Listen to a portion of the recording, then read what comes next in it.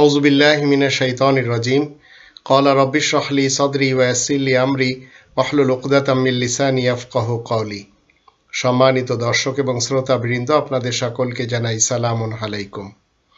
রবের শান্তির রাজ্যে যারা গণতন্ত্র, রাজতন্ত্র এবং সমাজতন্ত্র আর মোল্লাতন্ত্র মেনে চলেছে, তারা কি কখনো শান্তি কায়েম করতে পারে? কখনো না। যেসব দেশে আমরা শান্তি দেখতে পাই, মনে রাখবেন সেই সব দেশে এই কোরআনের বিধান কায়েম রয়েছে।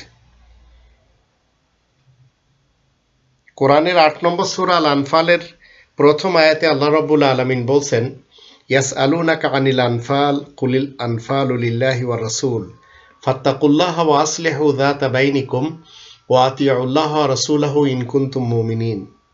তোমার কাছে মানুষেরা জানতে চায় খনিজ সম্পদ সম্পর্কে। তুমি বলে দিবে, খনিজ সম্পদ তো আল্লাহ ও বিশেষ বার্তাবাহক রাসূলের কাজের জন্যই। সুতরাং তোমরা সবাই আল্লাহ তাআলা তাকওয়া অর্জন করো, নিজেদের মধ্যেকার যোগ সম্পর্কের উন্নতি সাধন করো, আর আল্লাহ তাআলার অনুগত হও এবং আল্লাহ তাআলার বার্তাবাহক রাসূলেরও অনুগত হও, যদি তোমরা সত্যিকার মুমিন হয়ে থাকো। তো রবের শান্তির রাজ্যে আপনি যদি মুমিন হন আর আপনি যদি একটি দেশ পরিচালনা করেন, তাহলে আপনার দেশের প্রত্যেকটি মানুষ কি করবে? নিজ পায়ে দাঁড়াবে। আর এটি ২০ নম্বর সূরা তাহা এর ১১৮-১১৯ আয়াত দুটিতে আল্লাহ বলে দিয়েছেন, ইন্না লাকা আল্লা তাজুআ ফিহা ওয়া লা তা'রা ওয়া আন্নাকা লা তাযমাউ ফিহা ওয়া লা তাদহা।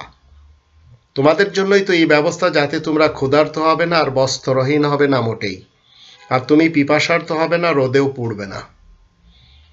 তো আল্লাহ তাআলার পক্ষ থেকে প্রত্যেকটি মানুষের জন্য নিজ পায়ে দাঁড়ানোর ব্যাপারে কোটিপতি হিসেবে এই পৃথিবীতে প্রেরণ করেন খনিজ সম্পদ দিয়ে। কিন্তু বন্টন যখন সুষ্ঠু হয় না, তখন একটি মানুষ ক্ষুধার্ত থাকে, বস্ত্রহীন থাকে, পিপাসার্ত থাকে আর ঘরবিহীন থাকে। তো যেসব দেশগুলি তাদের নাগরিকদের এইসব দিতে পেরেছে, তারা ইসলামের আইন মেনে নিজেদের জনগণকে তাদের অধিকার দিতে পেরেছে। আর যারা ইসলাম করে, তাদের দেশেই আর সবচেয়ে বেশি বঞ্চিত মানুষ, লাঞ্ছিত মানুষ, অপমানিত মানুষ। তাহলে বুঝতে হবে, ইসলাম মানে শান্তি। যেসব দেশে আমরা শান্তি দেখতে পাই, সেই সব দেশে ইসলাম কায়েম রয়েছে। একটি দেশের নাম জমহুরিয়া ইসলামিয়া বা ইসলামী জমহুরিয়া, ইরান হোক কিংবা পাকিস্তান, তাতে শান্তি আসতে পারে না। নামে কখনো শান্তি আসে না, আমলে শান্তি আসে। তাই যে সমস্ত লোকেরা গণতন্ত্র মেনে, রাজতন্ত্র মেনে, সমাজতন্ত্র মেনে এবং মোল্লাতন্ত্র মেনে নিজের জাতিকে শান্তি দিতে চায়, তারা কখনো দিতে পারে না। তবে যারা যারা দিচ্ছে, মনে রাখবেন, তারা গণতন্ত্রের, রাজতন্ত্রের, সমাজতন্ত্রের এবং মোল্লাতন্ত্রের আড়ালে রব্বানিতন্ত্র মেনে তাদের নাগরিকদেরকে যাবতীয় সুবিধা দিচ্ছে। এবার আপনি চিন্তা করে দেখুন, নেদারল্যান্ড ইসলামী রাষ্ট্র না কুফরি রাষ্ট্র? Sweden, Norway, Denmark, Finland, Switzerland, ইউরোপের আরও দেশগুলি, এমনকি আমেরিকা, কানাডা বলেন, অস্ট্রেলিয়া, নিউজিল্যান্ড বলেন, একটু চিন্তা করে দেখুন, এরা সবাই ইসলাম মানে শান্তি, সেই শান্তির সিস্টেমকে অনিচ্ছাকৃতভাবে মেনে চলেছে। তাই সেই সব দেশগুলিতে এখন শান্তি বিরাজ করে। আর কোরআনের ৩ নম্বর সূরা আলে ইমরানের ৮৩ আয়াতের ভিতরে বলা হচ্ছে, ওয়ালাহু আসলামা মান ফিস সামাওয়াতি ওয়াল আরদ তাওয়ান ওয়া কারহান।